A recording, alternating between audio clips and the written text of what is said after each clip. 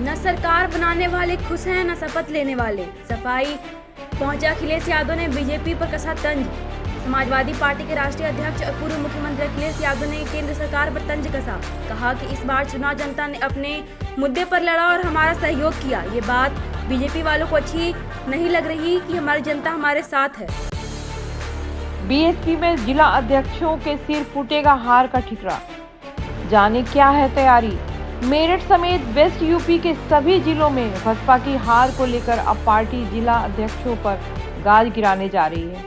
1-2 दिनों में ही जिला अध्यक्षों पर फैसले हो जाएंगे और नए जिला अध्यक्षों की नियुक्ति कर दी जाएगी। मंडल और जिला प्रभारी मिलकर जिला अध्यक्षों की जिम्मेदारी तय कर रिपोर्ट तैयार करेंगे। रिपोर्ट के आधार पर जिला अध्यक्षों पर कार्रवाई के साथ नई नियुक्ति होगी।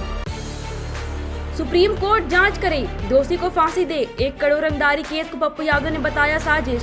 पूर्णिया के सांसद राजेश रंजन उर्फ पप्पू यादव ने गहरी राजनीतिक साजिश का आरोप लगाया है, जिसमें उनके खिलाफ झूठे आरोप दर्ज कराए गए हैं। उन्होंने जांच की मांग की है और दोषी को फांसी की मांग की है। सोमवार को पूर्णिया के फर्नीचर कारोबारी द्वारा 1 करोड़ की रंगदारी मांगे जाने का आरोप लगाते हुए सांसद पप्पू यादव के खिलाफ पूर्णिया मुफस्सिल थाने में FIR दर्ज कराया गया।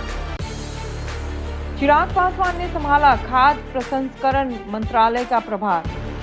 बोले जल्द बताएंगे 100 दिन का रोड मैप। लोजपा आर के अध्यक्ष और मोदी मंत्रिमंडल के कैबिनेट मंत्री चिराग पासवान ने आज खाद्य प्रसंस्करण विभाग का प्रभार संभाला है।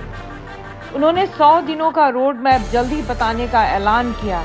मंत्रालय में उन्हें परिवार सहित देखा गया। अपने क्षेत्र हाजीपुर के केला और मखाना को लेकर आगे काम करने पर जोर दिया। चिराग ने कहा कि मुझे पीएम ने जो जिम्मेदारी दी है उसे मैं ईमानदारी से निभाते आया हूँ। लालू यादव ने 77वें जन्मदिन पर काटा 77 पाउंड का केक। परिजनों और समर्थकों के साथ मनाया birthday. RJD supremo Lalu Yadav ने 77वें जन्मदिन को 77 पाउंड का केक काटकर मनाया। पत्नी राबड़ी देवी, बेटी रोहिणी आचार्य सहित समर्थक मौजूद रहे। जन्मदिन की बधाइयां पार्टी नेताओं और समर्थकों ने दी। आरजेडी के समर्थक ने ढोल नगाड़ों के साथ लालू के बर्थडे का जश्न मनाया। मुकेश सहनी ने तीसरी बार पीएम बनने की नरेंद्र मोदी को नहीं दी बधाई। वीआईपी चीफ ने वजह भी बताई।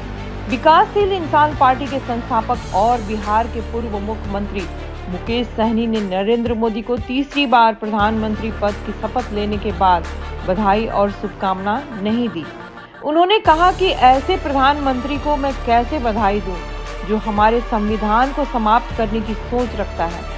कहा कि निषाद समाज को आरक्षण नहीं तो प्रधानमंत्री जी को बधाई भी नहीं।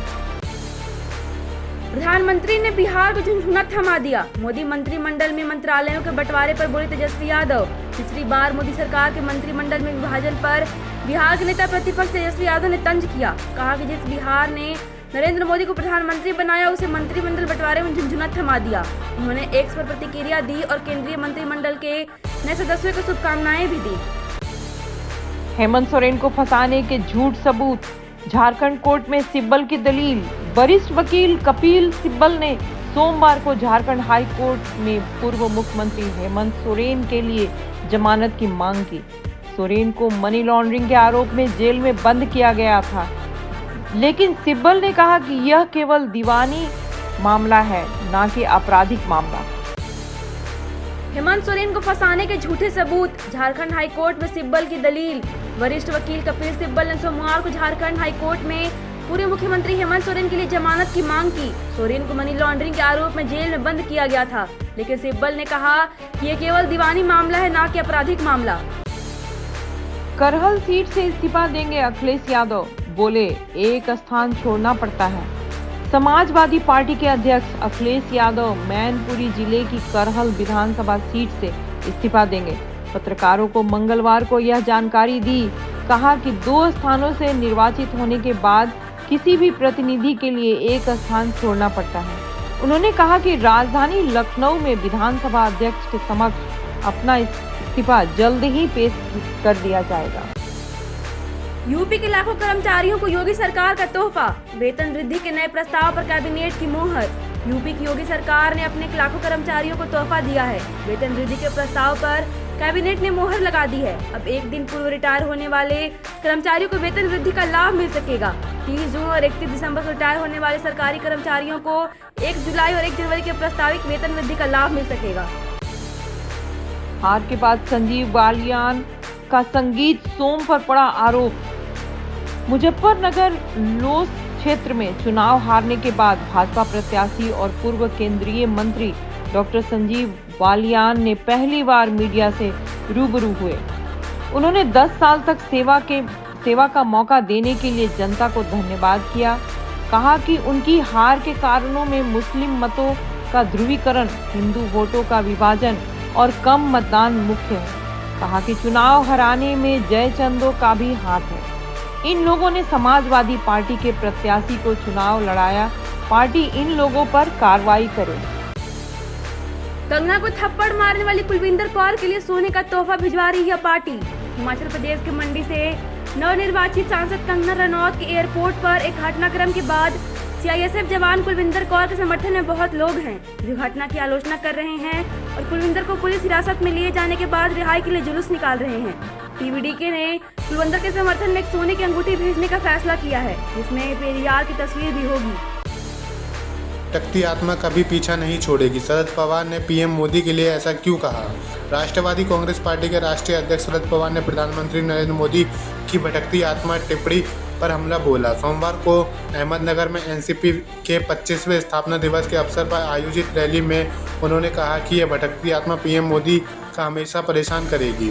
प्रधानमंत्री ने चुनाव प्रचार के दौरान जिस तरह की भाषा का इस्तेमाल किया है उससे उनके पद की गरिमा कम हुई है।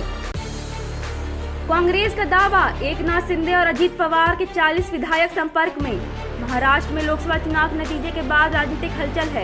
एकनाथ शिंदे के शिवसेना और अजीत पवार के एनसीपी के विधायकों के उठापटक के बारे में चर्चाएं हैं। कांग्रेस के नेता सदन वडेट्टीवार ने दावा किया कि एकनाथ शिंदे के शिवसेना और अजीत पवार के एनएसपी के 40 विधायक उनके संपर्क में हैं।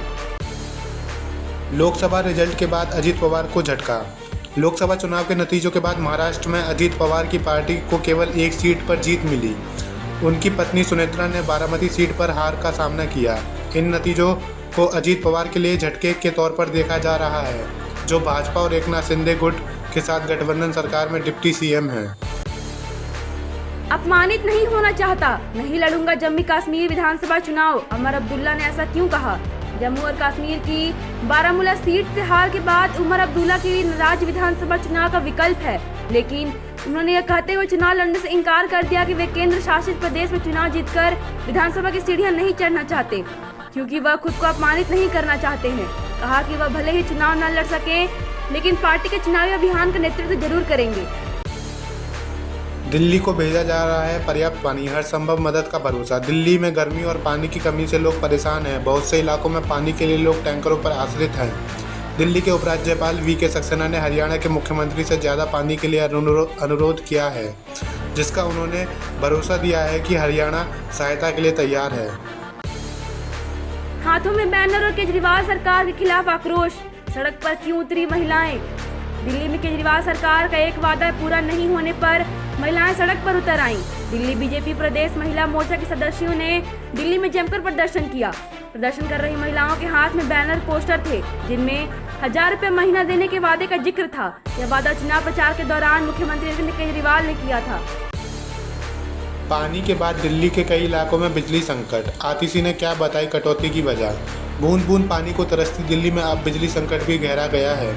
आतिशी ने बताया कि मंडोला सब स्टेशन में आग लगने की वजह से दिल्ली के कई हिस्सों में पावर कट हुआ है।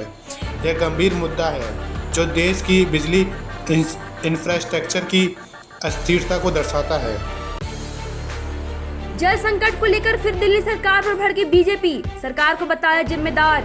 दिल्ली बीजेपी के अध्यक्ष वीरेंद्र सचदेवा ने जल संकट में दिल्ली सरकार पर आरोप लगाया है कि दिल्ली में जल संकट के लिए दिल्ली सरकार ही जिम्मेदार है। दिल्ली सरकार के संरक्षण में पानी की चोरी हो रही है। उन्होंने दिल्ली जल बोर्ड, उसके अधिकारियों और सरकार को जिम्मेदार ठहराया। कहीं पिछले साल वाला ना हो जाए हाल, दिल्ली सरकार ने इस बार पहले ही शुरू किया ये काम। इस साल मानसून से पहले ही दिल्ली सरकार ने पिछले साल की बाढ़ के सबक से सीखा है और यमुना के पानी को सड़क पर ना आने देने के लिए तैयारियां शुरू की हैं। शहरी विकास और सिंचाई विभाग के मंत्री सौरभ भारद्वाज ने सोमवार को दिल्ली सचिवालय में वरिष्ठ अधिकारियों के साथ एक बैठक की, जिसमें लोक निर्माण मंत्री आतिशी भी मौजूद रहीं। अरुणाचल प्रदेश में बम्पर जीत के बाद भी सरकार गठन में क्यों देरी कर रही भाजपा?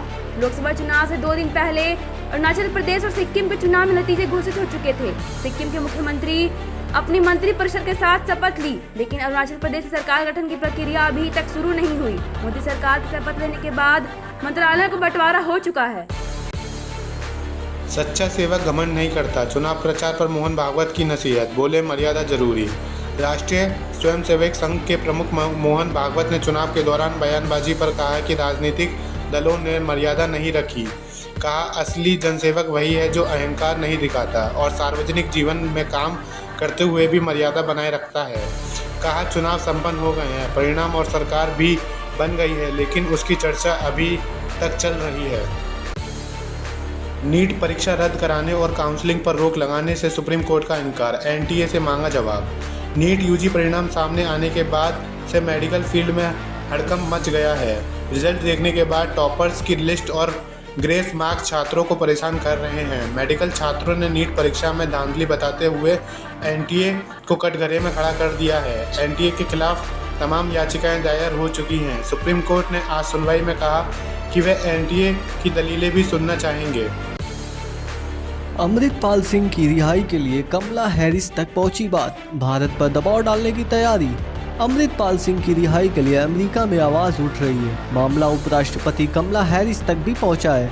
भारतवंशी वकील जसप्रीत सिंह अब अमेरिकी नेताओं से बात कर भारत पर दबाव डालने की तैयारी कर रहे हैं। अमृतपाल फिलहाल असम की डिब्रूगढ़ जेल में बंद है। क्या मोहम्मद मोइजू करने वाले हैं नया बवाल? अब मालदीव ने भारत संग समझौते पर उठा दिए हैं सवाल। मालदीव ने भारत के साथ किए गए पुराने समझौतों को भी रडार पे ले लिया। खबरें हैं कि संसदीय समिति ने भारत के साथ किए पुराने 3 समझौतों की समीक्षा करने का ऐलान किया है। यह कदम राष्ट्रपति मोहम्मद मोइजू के भारत दौरे के समय उठाया गया, जब वे प्रधानमंत्री के शपथ ग्रहण समारोह में शामिल होने के लिए भारत पहुंचे थे। इन 4 मुस्लिम देशों ने पहली बार ब्रिक्स बैठक में लिया हिस्सा। भारत ने क्यों नहीं बढ़ाया हौसला? भारत ने मिस्र, ईरान, संयुक्त अरब अमीरात, सऊदी अरब और इथियोपिया के ब्रिक्स समूह में शामिल होने का स्वागत किया। इन देशों के प्रतिनिधियों ने रूस की ओर से आयोजित ब्रिक्स की एक महत्वपूर्ण बैठक में पहली बार हिस्सा लिया। भारत के वरिष्ठ राजनयिक दम्मू रवि ने पश्चिमी रूस के निजनी नोवगोरोड में आयोजित ब्रिक्स समूह के सदस्य देशों के विदेश मंत्रियों की बैठक में भारतीय प्रतिनिधिमंडल का नेतृत्व किया है। प्रेशर नहीं झेल पाते, पूर्व क्रिकेटर ने पाकिस्तान टीम पर की अपमानजनक टिप्पणी। T20 वर्ल्ड कप 2024 में अमेरिका और भारत के हाथों हार झेलने के बाद पाकिस्तान टीम की कड़ी आलोचना हो रही है। बाबर आजम की टीम की रणनीति पर सवाल उठ रहे।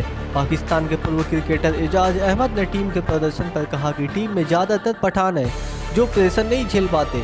एजाज की अपमानजनक टिप्पणी के बाद पूर्व तेज गेंदबाज उमर गुल ने भी प्रतिक्रिया दी है।